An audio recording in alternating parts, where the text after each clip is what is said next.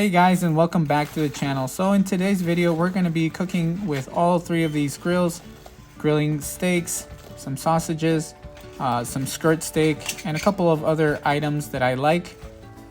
Now I don't think that I can give you guys a proper review of the Sportsman Pro grill at the moment, considering that it is new and I feel like I need more time with it, but we're going to use it as well to kind of give you a perspective of all three while cooking with all three at the same time. So let's start off with the Lodge Sportsman Pro grill. This one here was released in early February 2022. It retails for $179.95. And as I mentioned, this one is an updated version of the original Sportsman grill, and it is now a 4-piece design, not including the spring handles. It also weighs 33 pounds. Moving on to the Lodge Sportsman grill. This one is no longer available, so you cannot purchase this, sadly. It weighs 30 pounds and it was a 7-piece design with the handle or the wire bail. Moving on to the Lodge Kickoff grill. This one here weighs 28 pounds. It is a 2-piece design. It was released in 2021 and it retails for $100.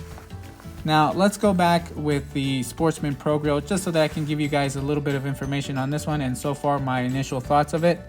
So the first thing that a lot of reviewers noticed was that once you tighten up the bolts to connect the firebolt to the bottom base, it tends to teeter. If you tighten these a little too much, for some reason it pulls on each side and it doesn't sit flat.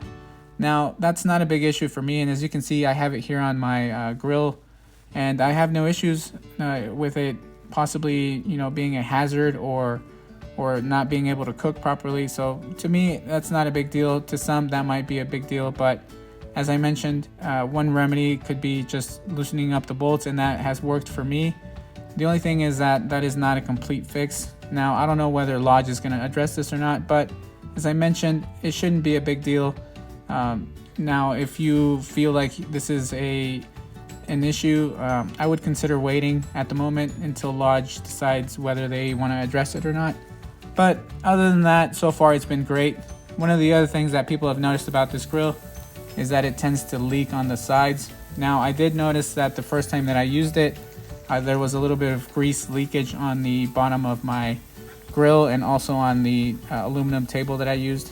For me, that's not a big deal. As I mentioned, I don't use anything that's not going to be safe or able to withstand abuse. So wherever I place my grill, I'm not expecting it to be something that I can't clean or something that's not going to be durable. So in my view, that is fine. For some, that might be an issue. As I mentioned, it just depends on where you're cooking, I guess. Other than that, for me, like I mentioned, not a big deal as well. Now, one thing that I did find a little bit of of annoyance was the ashtray. For some reason, the ashtray, if you're using charcoal briquettes, once you use those and they start to burn down, they tend to fall into the ashtray and they actually jam the ashtray. And the ashtray is the draft system as well. So if you want to adjust your draft for the coals, whether you want to make it hotter or cooler, it tends to get jammed. And that's for me, that was an issue because I tried to adjust my heat during the cook, and this is the third or fourth time that I use it and it tends to get jammed, and that's just an annoyance. Now for me, that's something more important that needs to be addressed, but I don't know whether others have experienced this. Now if you're going to be cooking with lumped charcoal, I don't think that's going to be a big issue.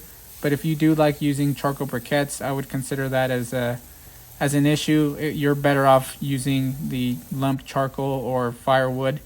Either way, for me, in my experience, that was one of the issues that I had with it. But other than that, as I mentioned, it has been a blast using this.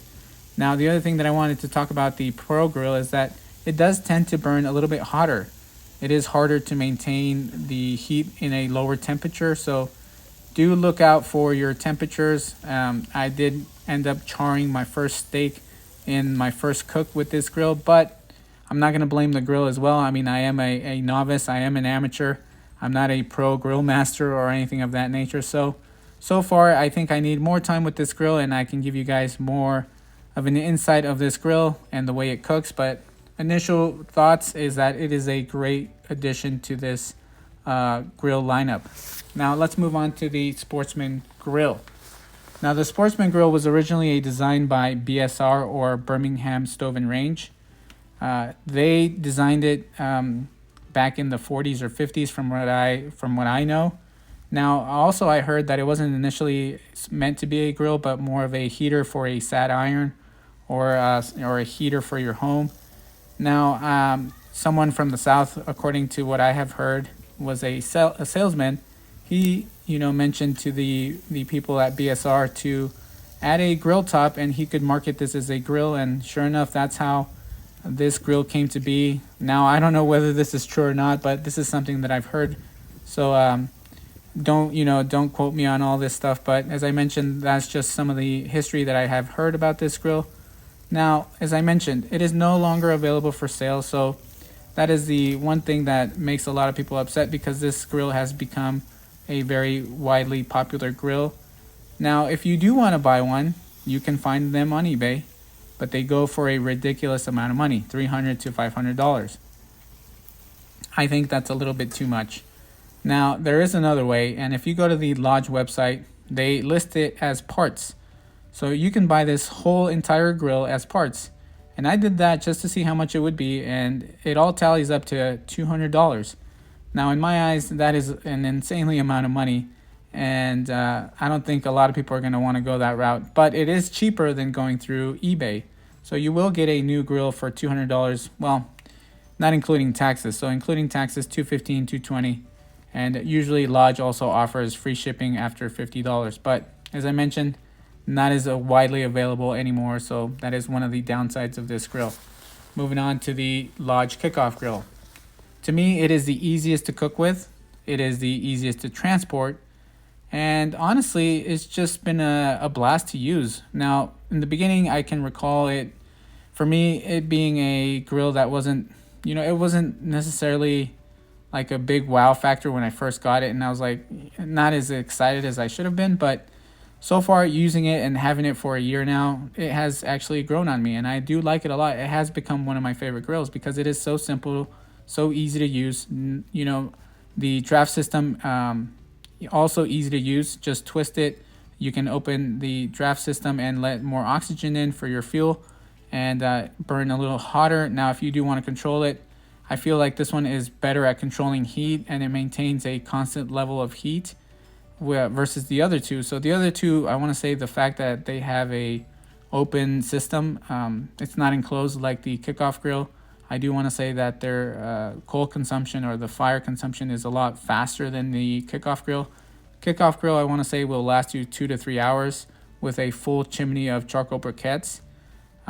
In my experience, that's what I've noticed, and I do like that a lot. And as I mentioned, all of these cooked really well. I had no issue.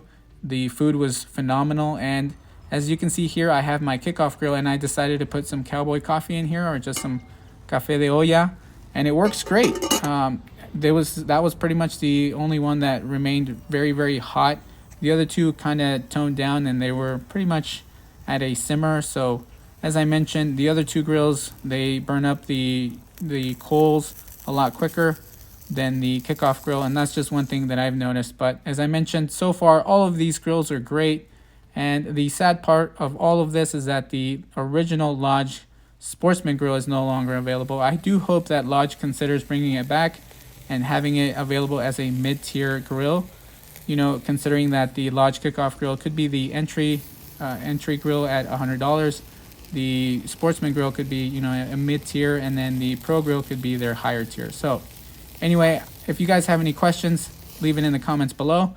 And as always, I appreciate your time. Thank you guys for watching.